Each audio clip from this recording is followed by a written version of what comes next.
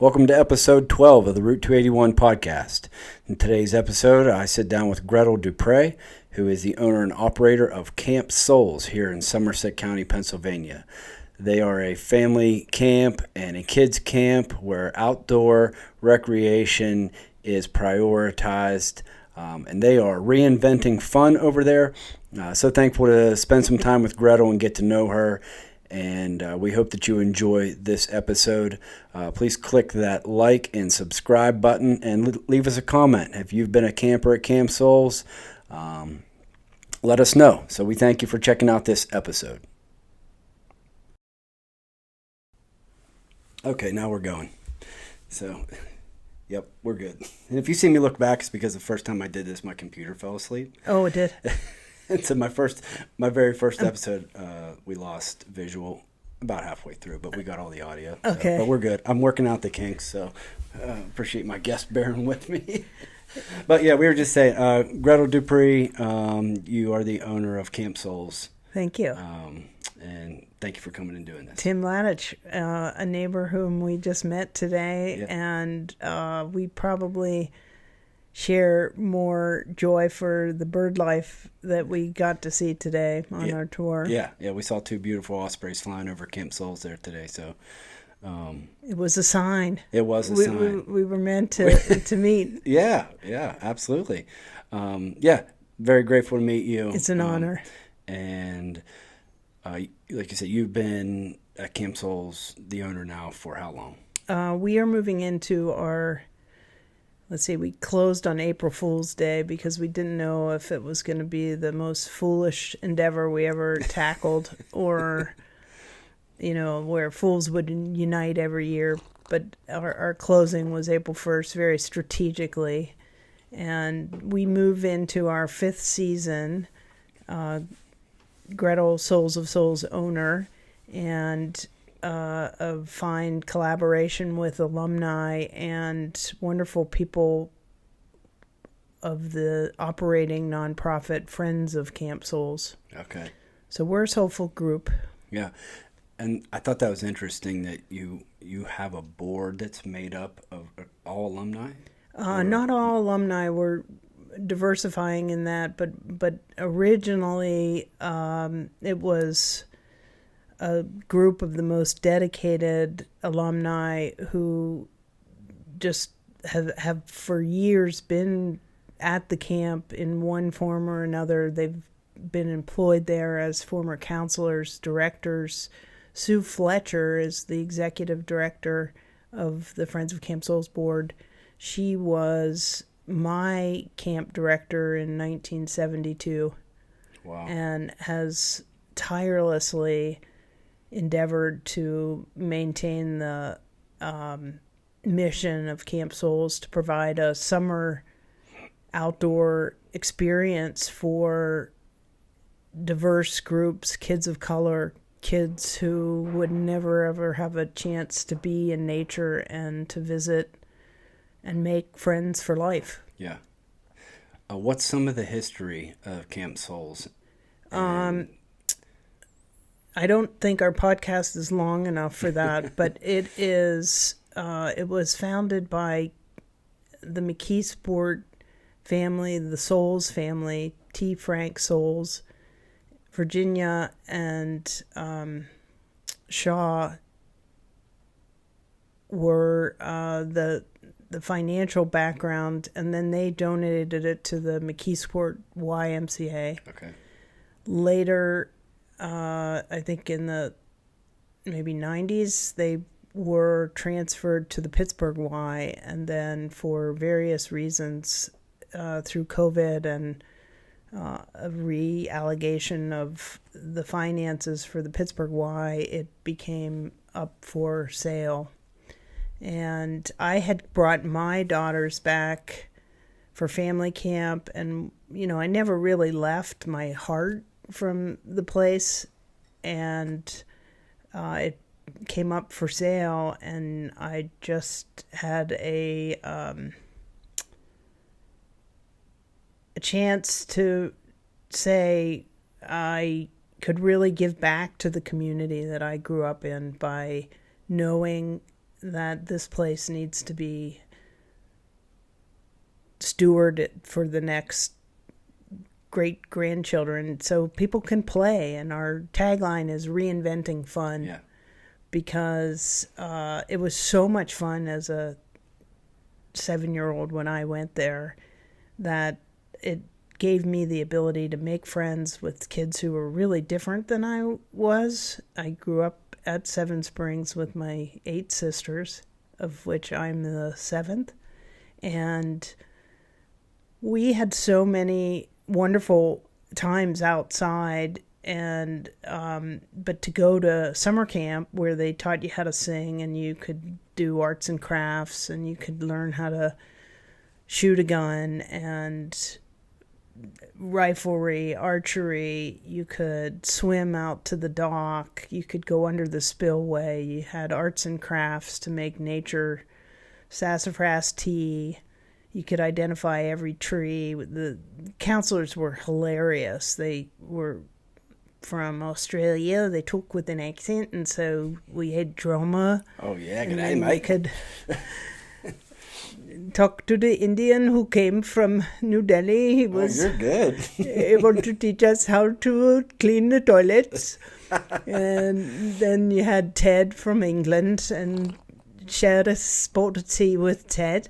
That's amazing. And so for me, it was like this summer of drama and skits. Yeah. So it's always been that diverse, like with people from all over. Yes. Been there. And I'll just say today, we had a tour there. You gave me a wonderful, in-depth tour, close-up look of the place, and it is what you think camp should be. Oh, in my thank opinion, you. I don't know. You. You walk into like this is what you should think of when you think of a kid's summer camp.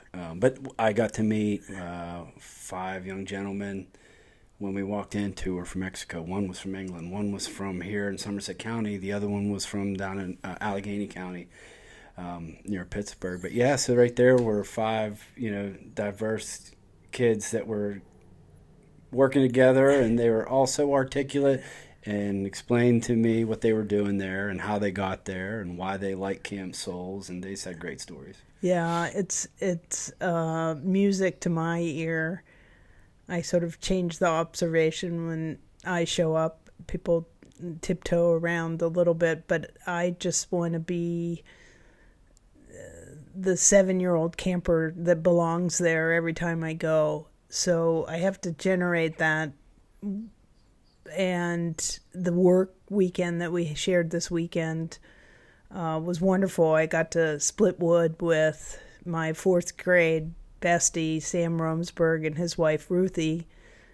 I mean, who's the guy that shows up with his own wood splitter and back brace to help split 40 cords of wood in the pouring rain, but your rockwood best friends. Yeah. And I think that's our connection was Sam. Yes, Sam recommended you for a guest on the podcast. I'm honored. Thank you, Sammy. Yeah, thanks, Sam. No, like you said, you come in and Reinventing Fun is this logo, or the logo, and I love that, by the way, and because it's almost like, what was the motivation behind that? Because when I think of Reinventing Fun, I'm like, we've come away from fun, so we've now got to reinvent it back to what it used to be almost. What was your thought process? Yeah, well, it was interesting because I didn't know. I have never owned a summer camp before.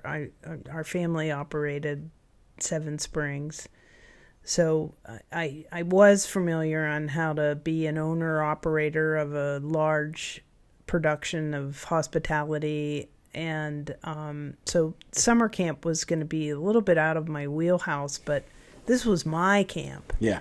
And like the thought of owning, who owns what really? Like, how can I possibly do this?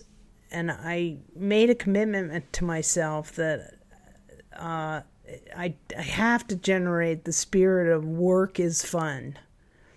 So reinventing it was really just to say, okay, this is an old camp that I went to, but how do we reinvent ourselves every time we come back to the old place that we used to play? Mm-hmm. And I've tried to just sprinkle like the gratitude gong that you got to ring today.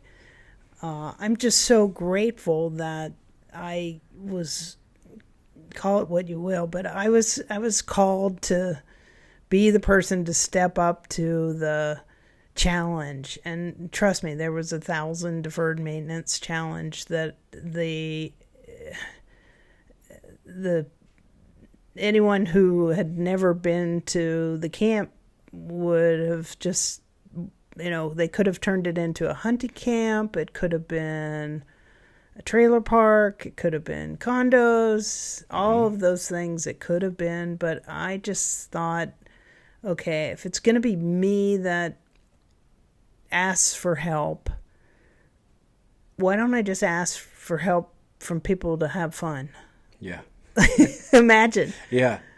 And I think that my association with having gone to Rockwood and, lived other places, that I love the people and the grit of this mountain. We were just talking when I came to your house. It's just, there's so many amazing neighbors on the mountain. And having watched my sisters and my father, particularly Herman, he was the fun guy. I mean, that guy could invent fun. So he had just passed right prior to the acquisition of the property, but he has spiritually driven all steps of the chaos and the compliments and the consternation of how do you move forward not knowing what you don't know. Yeah. It's, you take a risk at your own skills, and you're not too hard on yourself. He had so many expressions and in his developing snowmaking and creating that beautiful carved out, just the craftsmanship. Like, what was so fun for him was to get with a group of smart builders and craftsmen and just say, well, nobody else has ever done it this way. Why don't we give it a go? And I'm sure the Niederheiser brothers, shout out to all of them for listening to his ambitious exercises in moving the mountains. Yeah. And digging as many pipes, and but he was a visionary, and fortunately he had my mother, Mary, Sis we call her, and she's doing great. Like, I have so much respect for her to have raised, first of all, 9 daughters. Who does that? Yeah. And is still sane. Yeah. And it's just there were so many exciting people that we grew up with who were such characters, the employees and the managers of the resort. And what an amazing backyard, Yeah, of course. Place to grow up. And it was fun. It was a lot of work. Like, I got busted smoking when I was 12, and the punishment, my father was very clear that he would never ground you because you were lost labor if you were grounded and sitting in your room reading. I mean, what good was that to anyone? So our punishment at times was, so I'm smoking a cigarette and for a New Year's party that I was going to throw, and no one showed up, so I lit up one, and he's like, "What are you doing?" And I said, "Oh, I'm smoking." And he said, "Why don't you finish that cigarette? And then after you're done with that, I'd like you to pick up 5 pounds of cigarette butts over the resort." And so next day, it's pouring down rain. I get my tongs, and I don't think I was that inventive, but you picked up papers, and I waited until it was raining so the cigarettes would weigh more. And if you've ever picked up 5 pounds of cigarette butts, you had to weigh the bucket first to then figure out the weight of the cigarettes. That's some pretty... That is a lot of cigarette butts. So resultantly, I was very thankful to him that he did not smoke, because he had watched his father perish from a disease caused by smoking. And, it's just been a commitment to me to health. And I am a clinician, and I'm a little neurotic around the wanting kids not to start smoking. Yeah. Namely because I don't want to pick up their butt. And also it's just... So we're a smoke-free campus, and I think what kids can do when they come to camp outside with their lungs, they can hike to the top of mountains and get the prize of the views. They can play soccer with kids from around different countries. They can swim across the lake, and just that confidence building. Yeah. There's a huge... I feel like there is an increased awareness in health today, and I think there's a decrease in smoking, that type of thing. But I see kids like wanting to be healthy, and of course, don't poison yourself so that you can't do those fun things anymore. Yeah, well, it's a challenge, because if you grow up where that's available, you don't necessarily say, oh, in order to swim across the lake, you want to have self-respect, and so it's... I digress with this, but it's just, I so value being healthy enough. I turned 60 this July 1st, and to still be able to hike with my daughters and be active and ski and cross-country ski and swim, open water swimming. It's just, I learned all of that at Camp Souls. That's great. I really did. Yeah. Just the joy of movement, being outside all day. Mm-hmm. And so I'm just so delighted that we can provide that. We have really great counselors. We have a wonderful staff this summer, 4 full-time employees. St. Colby is our maintenance person who can build anything, and his wife, they're Rockwood parents as well. Rockwood and Myersdale, I think, are coming to camp tomorrow. Yeah, on a field trip, right? A field trip. Yeah. What's that? 5th graders. Yes. 4th grader. 5th, yeah. Yeah. So we're delighted to serve that we have a gem in our midst to share with everybody. Yeah. Oh, it's beautiful there, really, with the lake and just the grounds. We got to walk today. Yeah. And it is what you think of whenever you think summer camp, at least in my opinion.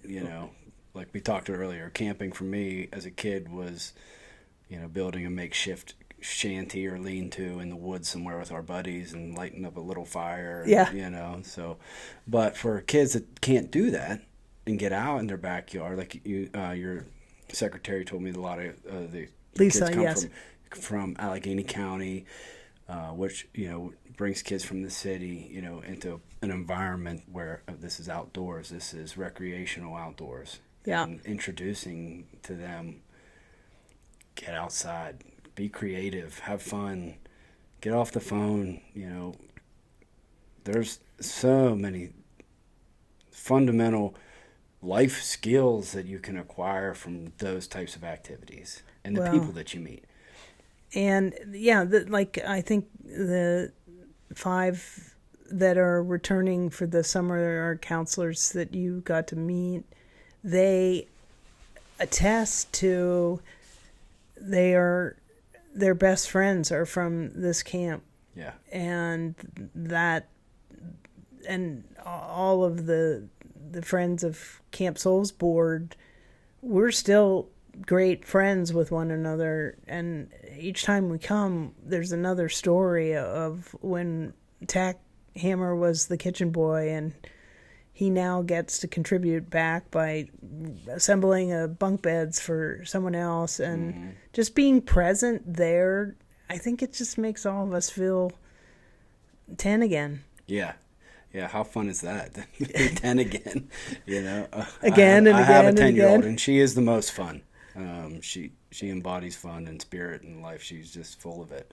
Who's this? Hannah, my youngest, is 10. Oh, So, yeah, awesome. she fits that bill. Good. Yeah, she would love that. And I will say, I think your picture on the wall in there, I don't know about how old you were in that photo, but they're founders, and you said board members who've started it, and you were able to get your picture on the wall as the owner. And the picture that you chose was of you as a little girl sitting on a bridge that we walked across. Oh, yeah. I think that's so cool because that tells me about you. Oh, That was what you wanted to, that time period was what yeah. you wanted to bring back to the camp. Well, it truly, I've had that photo, and I go to that one as, look at how happy I was at, I think 72. I would have been 7 in that photo. And of course, as I had to have, it was the Bjorn Borg tennis at Wimbledon, and he had a wristband, and he would wipe his sweat when he was playing McEnroe, I think. I'm dating my tennis fandom, but so I wore that the sweatband for the entire summer, and everyone's like, "What's up with the sweatband?" And I said, "Yeah, I'm like Bjorn Borg from Sweden," and would start the Swedish accent and tell everybody that my cabin was cabin B, and I'm from Sweden. And I played tennis with Bjorn Borg. And it just was like the era of, you could make up whoever you wanted to be when you were at camp. Yeah. So I might bring back the sweatband and for a reunion. Put it in your history museum. For my Rockwood reunion, they're gonna get swag sweatbands. Oh, there you go. Bjorn Borg. So what can, for moms and dads, what can they, you have a family camp, or you Yes. can do a family camp, but also, the kids camp. So what does a typical week at camp look like for kids? So great question. The family camp will be moved to Memorial Day next year, and it's sort of the starter. The staff training happens in June, and then kids camp for a week. Beginning of July starts. We have 5 1-week-long camps. We do offer one all-girls camp. Back in my day, it was not co-ed, and I just felt it important to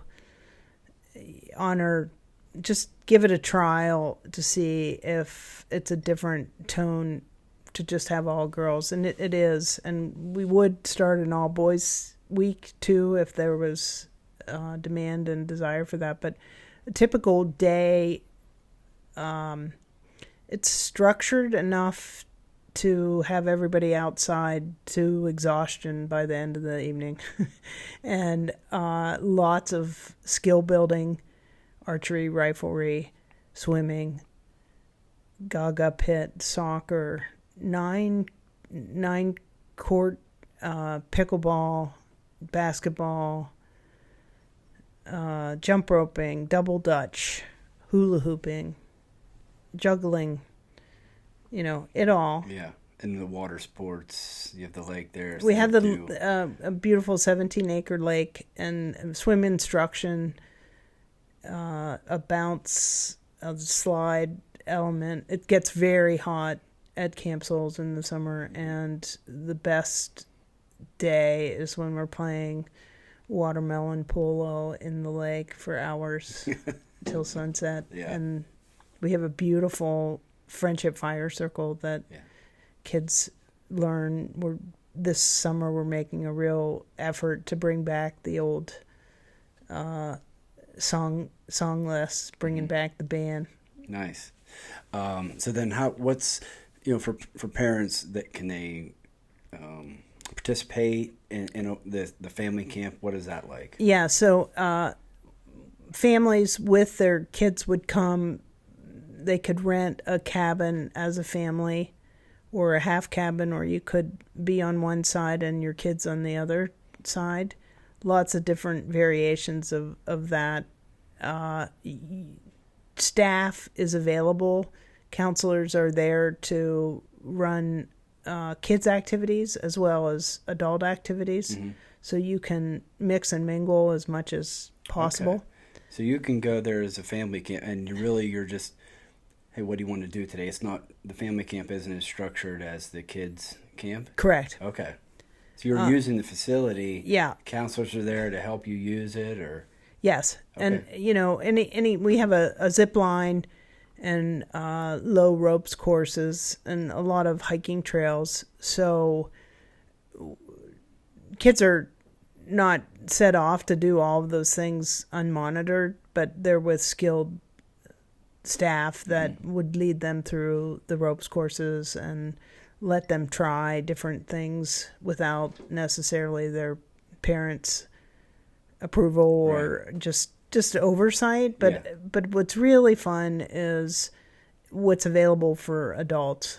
You can, as Tim, come and be at the rifle range all morning if that's where your passion is, or you have really never learned to swim out to the dock. Mm-hmm. You could ask one of the counselors to help you with your swim technique. Mm-hmm. You could be on the zip line scared to death, and they could talk you through that fear factor and zip fun. What a fun vacation.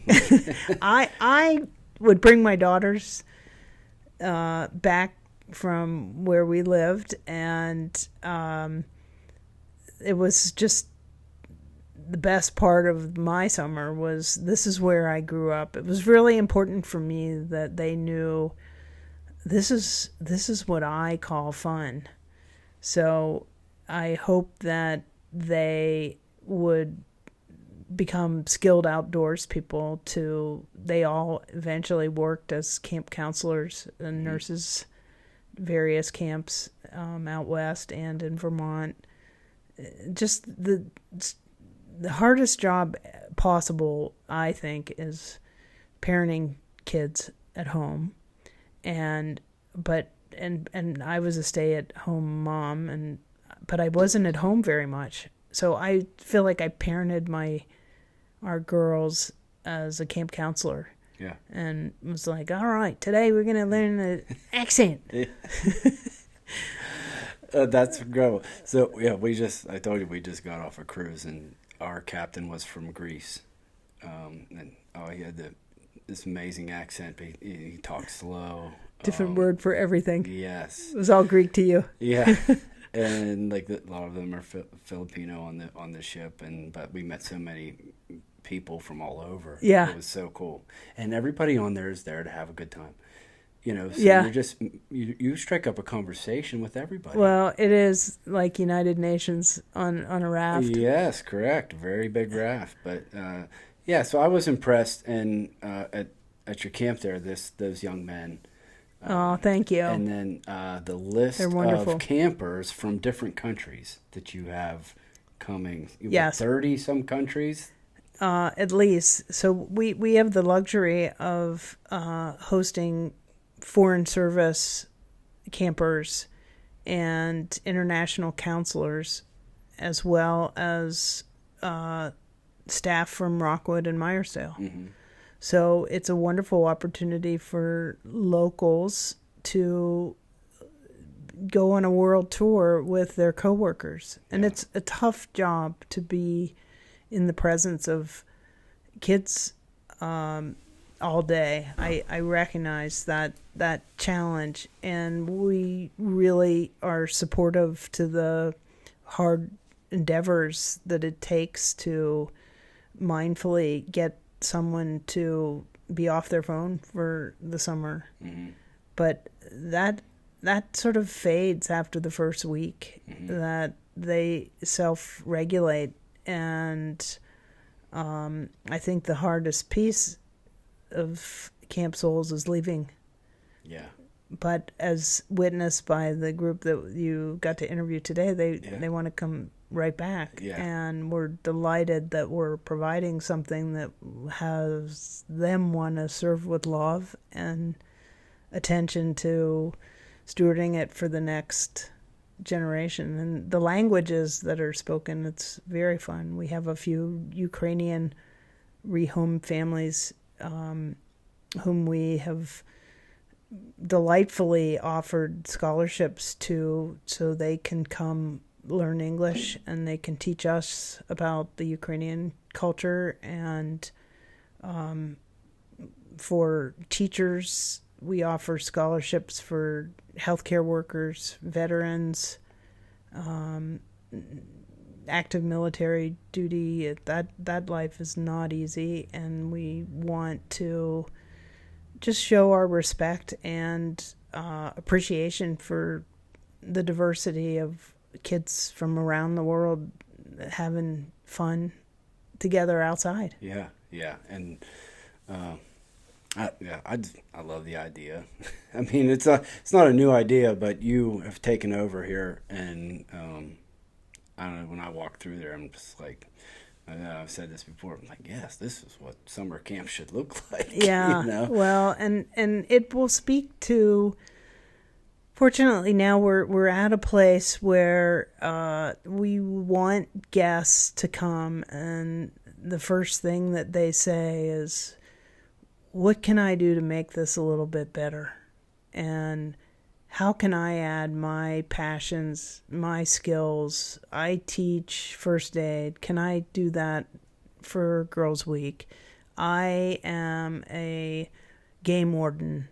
Is there any chance I could..." We had, during Girls Week, I'm thinking of this, we had a game warden from Somerset, I believe, who brought a black bear who they needed to relocate. But while they were in they anesthetized the bear and brushed its teeth, and then everyone got to be up close in person with it. Yeah.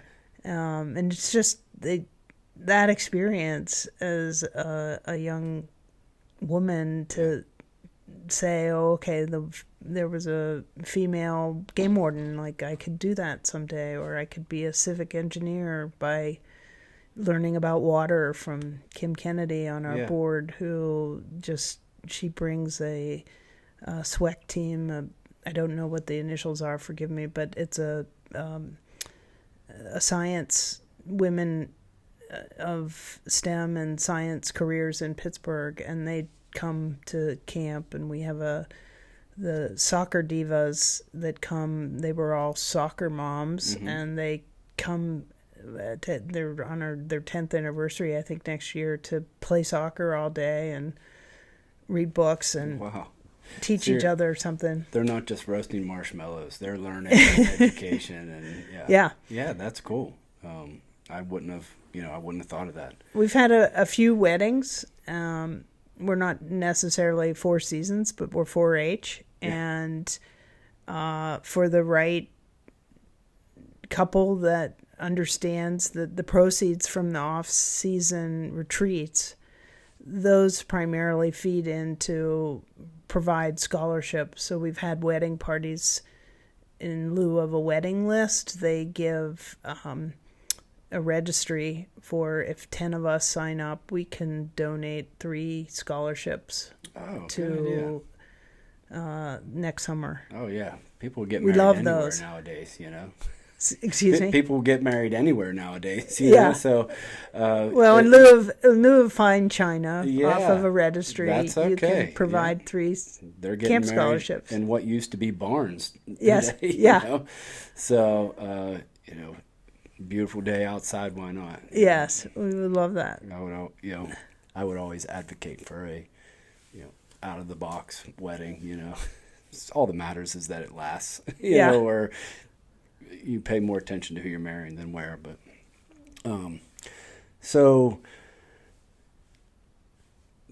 these kids can come, and how do they become, if they want to, they get there and they love it, is there a way for kids to become counselors? Yes. We have a counselor leadership program, counselor in training, CIT for 15 to 16-year-olds, they come as campers, and then they have extra training on and get to activate immediately their leadership skills and help counselors as they're moving along. And sort of at the end of a pretty structured week, they can pass the test and decide whether they would come on the next year as a counselor. Yeah.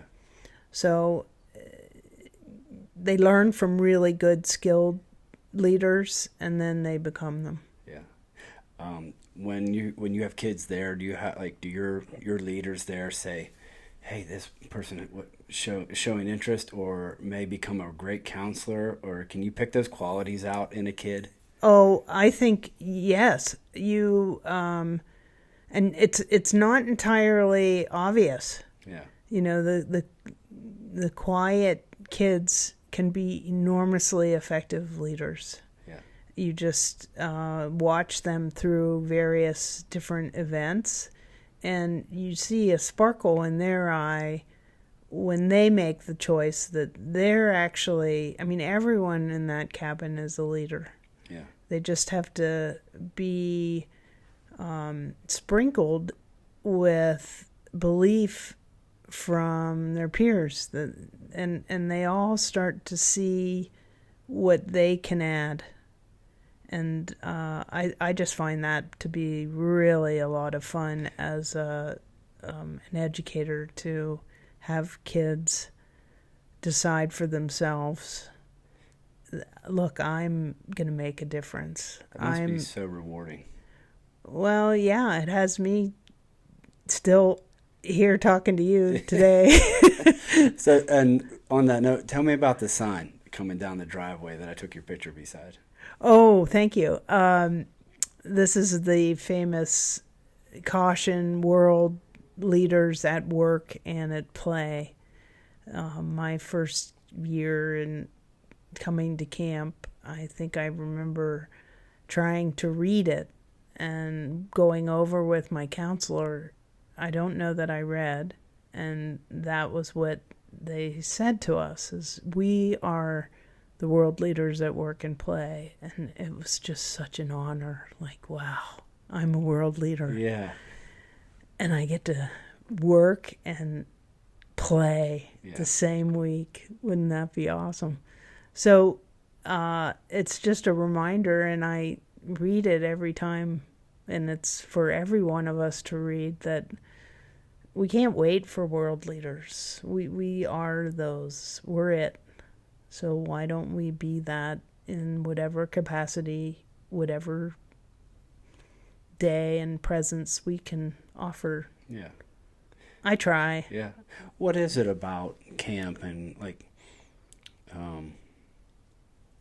I guess just growing up in that atmosphere, it was important to you as a child, and obviously still is. But what is it you think about that atmosphere of just being outside and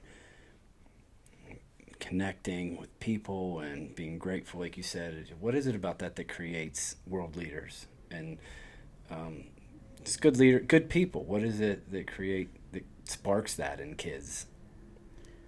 Let's see. Let me try to take that third. Was that an okay question? Well, it was a 3-tiered question. Well, yeah. What is it about camp that you think creates good leaders? That is maybe that's a better question. Yeah, I think. Well, it takes someone, it's especially in a beautiful, quiet, natural setting. It allows people to learn how to connect firstly with themselves, and the skill of listening and observing nature, which is so educational. At least I have always found. My father was an incredible observer to the natural world, and he would always say, nature wins, like we're just trying to imitate it. Mm-hmm. He did so with his snowmaking, and I just remember thinking he tried to replicate it, and he made a lot of mistakes once. and then learn from it. And I think that makes great world leaders is they take risks with their own capabilities, not knowing what you don't know, and learning along the way that the mistake is just a mistake.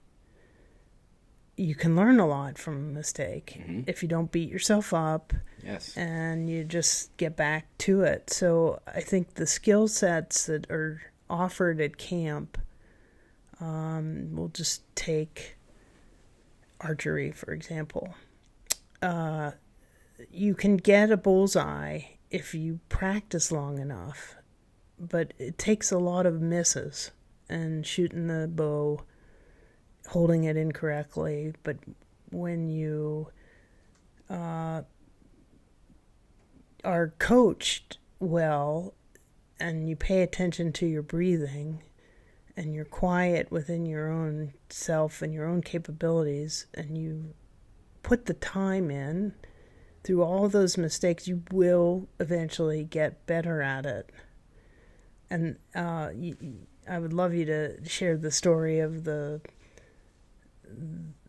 Owen's remark today. Oh, yes. Yeah, when I met Owen, he said one of the things that he remembered from camp when he was young was he threw, during a game of ultimate frisbee, he threw a touchdown pass to one of his best friends now, Nestor. Yes. And he at that time, counselor. Yeah, at that time, his counselor. And now they're peers and they work together. But he remembered throwing that perfect pass. And he described it like it happened yesterday. And it stuck out to me that that's what he remembered from camp.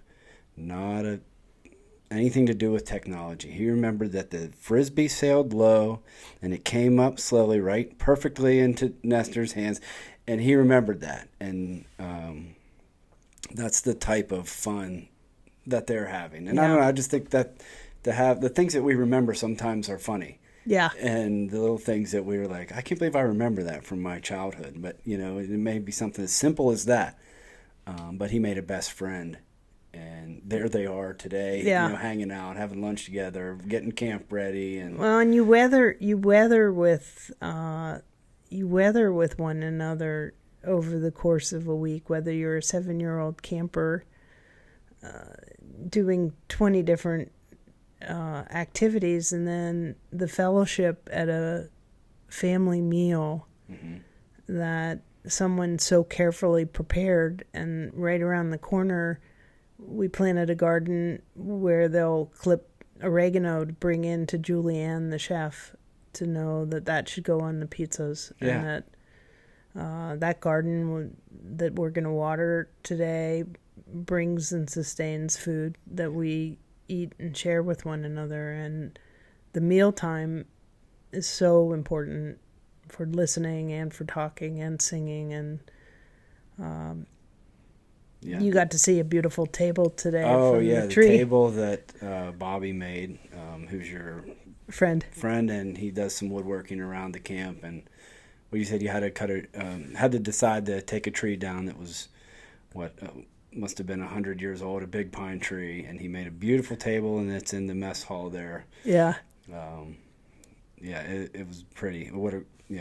There is a piece of that tree that will stay there for many, many, many years to come. Yeah. Well, and just our campus is so beautiful because the vision that T. Frank Souls and the architects who build a man-made lake, and they really, really thought through all of the positioning of the cabins to have a lake view, and we're just trying so hard to take care of a lot of conscious marketing, conscious building. We're very, very thoughtful that the intention of what we're doing is to create those world leaders. Yeah. We're blessed to have it in our backyard, and some people may not know it even exists. Like I said, we have so much to do here in our area that we tend to take for granted living here. Yes. And when you step away, and I've talked about this with other guests that have been other places, but yeah, you step away in a little bit and you're like, oh, Somerset's not so bad, and then but there's so many cool things around the corner that you didn't know existed. And I didn't know much about Camp Souls growing up. I knew it was there, Yeah. but I'd never attended. But then when Sam recommended you to the podcast, I'm like, yeah, this is in my backyard. Yeah, I I drive by that every day. Yeah. Well, and we we're now in a place where we can really welcome community, local talent to come teach our kids whatever that which, anything's possible there. And to offer it to the local schools is a personal satisfaction for me and our board to offer something to a community that has been so generous and honorable and loyal to my family. And this is what you do for friends. Yeah. Is you pay it forward to pay it back. And I just so applaud. I have so much gratitude for the teachers that I had, the Bill Lamp in gym class, who said, you're an Olympian and you're 6 and someone tells you that, so you might as well try to become that. Yeah. And to speak to your possibilities. And I was laughing. Sam was the one who taught me how to do a pull-up in 4th grade. He's like, you know how to do a pull-up. It was the presidential test. Yes, Remember, yeah. you had to... Girls could just hang. Right, I remember.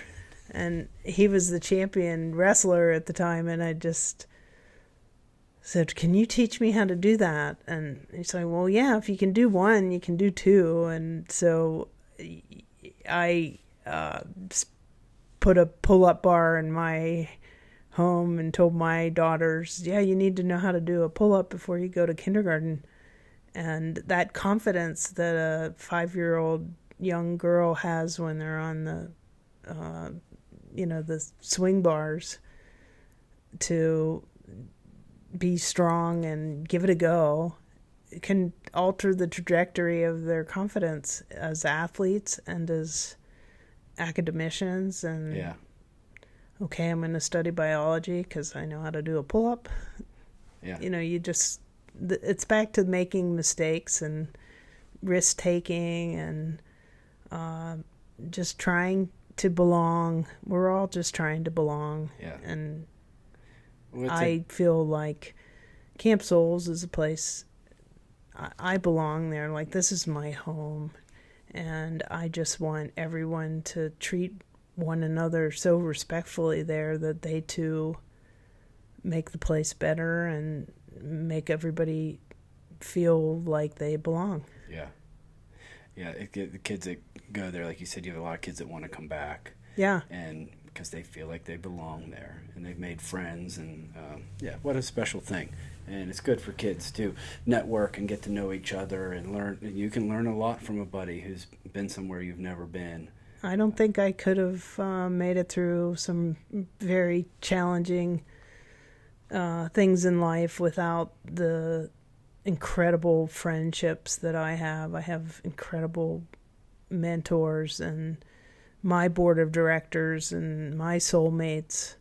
And it's just lovely that this group of people who, we didn't really know one another before the property was for sale, and we just said, hey, can we do this? And we had such self-doubt initially because it was rather complicated to figure out how the structure was going to work, and I didn't know what I didn't know. Yeah. And it was like, okay. And I shared with you today, I heard my dad's voice say, you know what happens when you do nothing?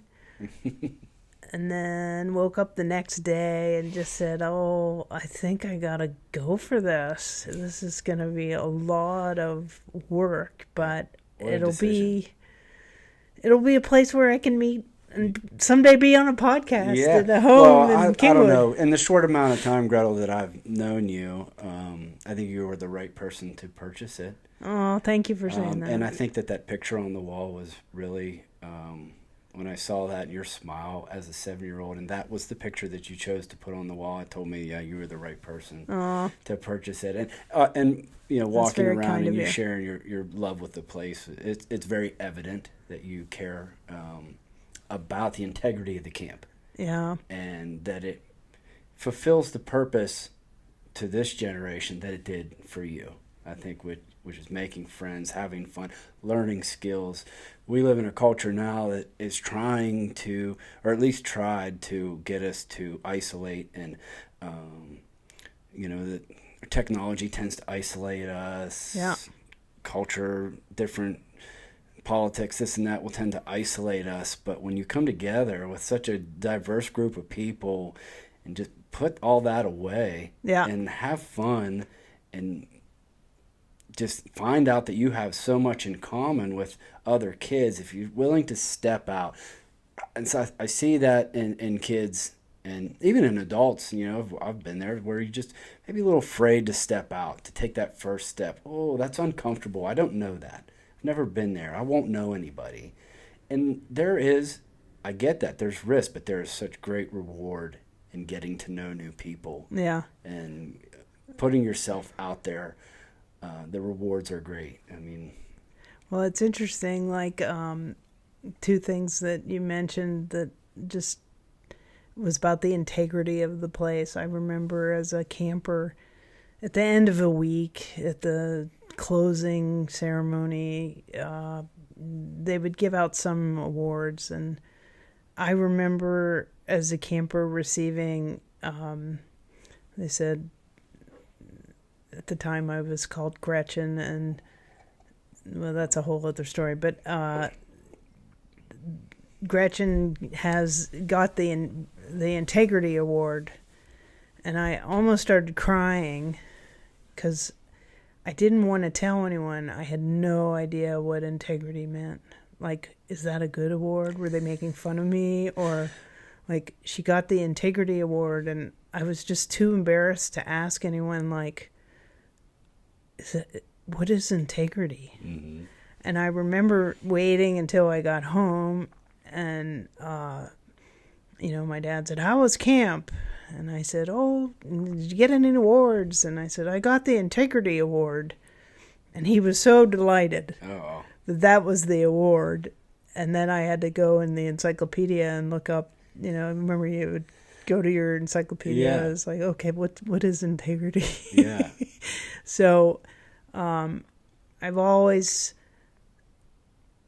I've tried my best to live his life of integrity and to do him honorably by having it myself. And I fail miserably some days as a parent and as a friend to have integrity. But what brings us back to that is fun.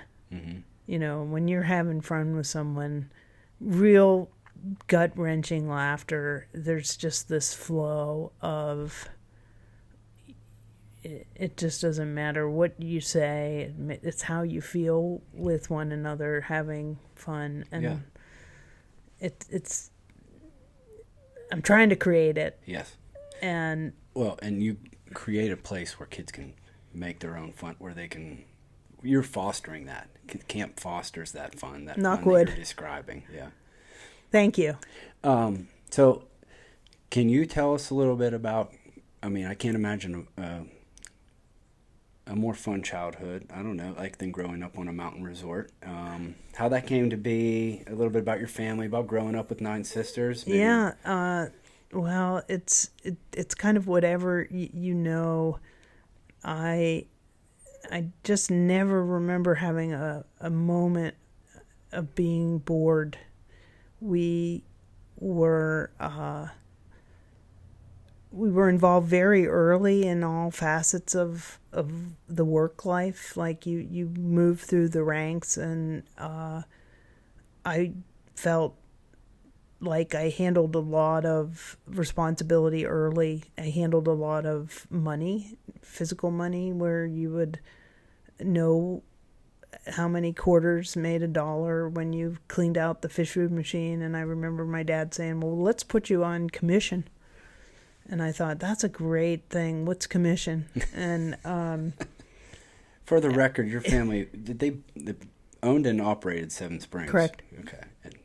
With the Philip Schuster family, the Dupres, and the Sajansky family. Okay. It was my father's sister is Ludegard Sajansky, and my father's brother was Philip Dupre. So, the perils and dynamic parts of being in a family business has you be around a lot of cousins, and you learn a lot from them. And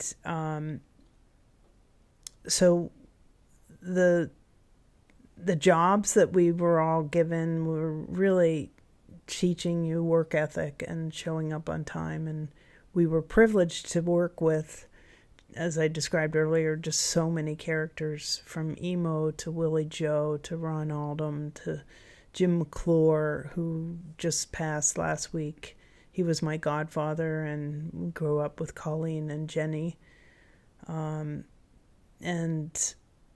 Barb and Susie and Benny, and just the families of the mountain.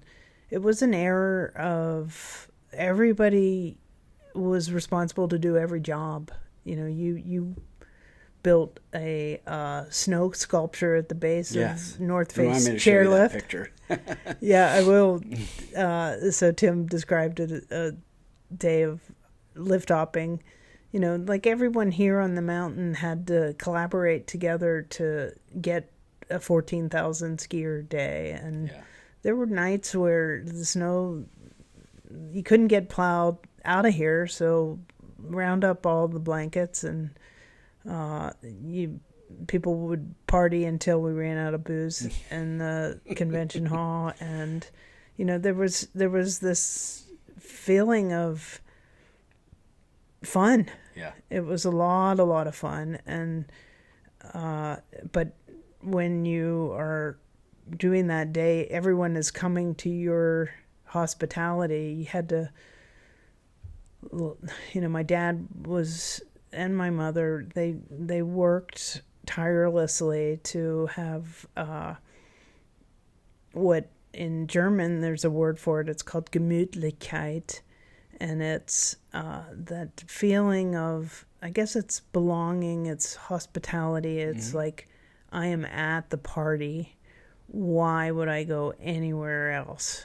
And just that feeling of warmth when you come in after skiing and you've been outside all day and you're just laughing, and you meet someone across who you don't think you have anything in common, but you are sharing a evening fire together. And it's that spirit of this Laurel Mountain that we're all trying to create for the guests that come here. And it's why you move back. It's why I feel compelled to give back. And we are blessed with such an incredible natural environment that we really need to just take care of.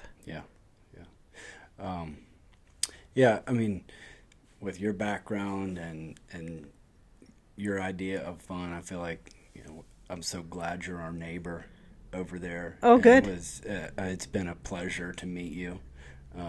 And look forward to getting to know you more. Yeah, well, there'll be something that speaks to you. I know you're a capable builder, and but please come on to campus and see what's possible and what you wanna add. Yeah. I mean, I just think, for today's parents, it's tough. Sometimes you just throw those blinders on. It's tough to make a fun day or something. But I mean, I don't know. I see it as just a great way for kids to just push that limit a little bit. Everyone needs to sometimes get outside of their comfort zone to make friends and to try something new. Maybe you never thought you'd be good at, and you try it and you really like it. Yeah. And I'm not real crafty, but you spend time with the craft leader over there and you're like, oh, I love that. Or, you're afraid to swim across the lake, but with a counselor beside you, you did it and you feel accomplished. But I can see all that happening. And, sometimes you naturally do that in an environment as a kid, but sometimes you need help. Some kids maybe just need pushed a little bit, but I just encourage kids and adults alike to sometimes, and I had a boss that told me one time, it's funny things I said that you remember that stick with you. He said, if you don't push your limitations, you'll never know what they are. And, it's been a curse and a blessing for me at times. Yeah. But yeah. Well, I think we're all so much more capable than our own confirmatory limitations. And, yes. For me, this was a big leap, and I describe it as it just scared me to life. Yeah, that's a good way so to put it, when you can do it, and it's going to require you asking for help. I'm not entirely great at that. I was raised very independently, and my sisters and I, we'd like to create our own happiness, and that ability to ask for help from helpful people has been really exhilarating to me, because I have received so much joy and dedication and just an enormous amount of behind the scenes hours of thought to have these kids just show up, and it seamlessly looks like, oh, this is just the place that we get to have fun. So behind those prideful fields, there's someone who mows them once a week, and he is our dedicated Colby, and he does it because he knows how to. And I think the next generation, my hope is that these counselors that we met today, that they're going to start noticing how to serve service leadership, that they ask, is there anything I can do to help? Like, how do I learn how to run a mower? How do I learn how to run the splitter? How do I build a table? How do I take registrations for the next generation? And they'll do it a little more computer tech-wise, just like you're doing with this podcast. But it just takes a conversation and eye contact and a little bit of a handshake. Ask some questions. You can learn a lot by asking questions. Yeah. Yeah, I know I am. So. Well, thank you so much for creating this podcast. And as I describe, it would be such a great, if you could interview all of my Rockwood Rocket friends, I think we would have so much fun. But it would be wonderful to have every one of your podcastees to meet in person. Yep. That would be fun. Everybody has something in common, and if not, you've been on this show. Yeah, exactly. So, but yeah. All I got was this T-shirt. Gretl Dupre, I think you're the right woman for the job. We're glad that you've acquired it and that you're doing that over there. Keep up. I know it's a lot of work for you and your staff, but I just think it's hopeful for kids to be able to have something like that. Shout out to Lisa and our interim director, Rachel, who have tirelessly awaited and got everybody together. You're in really good hands as parents, bringing your kids to us, and we thank you for the trust. And I can teach some yodeling once we there. Oh yeah, get there. So I'll yodel off here with the yodel lady. There you go. Well, Gretl Dupre, thanks so much. Camp Souls here in Somerset County, Pennsylvania. She'll make a great mentor and role model for your kids, and she's got the right people in place to help her. So if you're looking for a fun place for your kids to hang out for a week or so and during the summer, check it out. Where can they find you, and where can they find information about Camp Souls? Yes, campsouls.com or .org. We have both of those URLs. And Reinvent Fun with us this summer. There is a phone number that you can call once you get onto that site, and give us a call, and we'll talk you into a lot of fun. All right. Thank you so much, Gretl. Thanks, Tim.